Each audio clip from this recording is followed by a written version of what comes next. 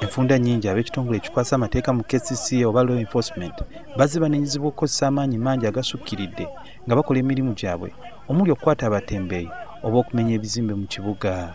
Era emirundi mingi ab'ekitongole ki KCCA badde balina okwennyonnyolako ku bikolwa byabwe.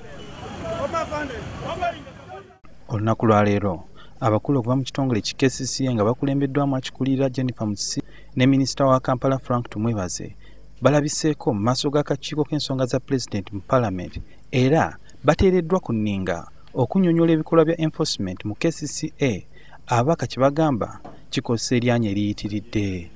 Can you be more open to us so that we understand it and present our case clearly in the report? Otherwise you are going to make us look like fools when we take our report back to the house. Bano banenyeza KCCA ku nsonga y'ebbujja eryafa oluvannyuma lw'okutomerebwa emmotoka ya KCCA. Aba KCCA ne bagezaako okwewozaako nga kw'otadde n'okunnyonnyola buli kimu. The allegation was that the child had been run over during a scuffle between the enforcement officers and his mother on a street. This was not true because the infant was killed in our court premises when he was brought in by a minder. It was the enforcement people were nowhere on the scene.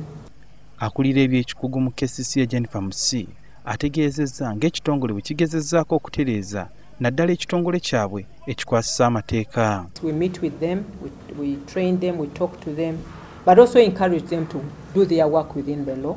Ssentebe w'akakiiko kano Fred Mwesige ategeezezza nga ab'ekitongole ki KCCA bwe balina okuteekamu obuntubulamu mu mirimu gyabwe. Okay, this brutality is not very good. Not very good for who?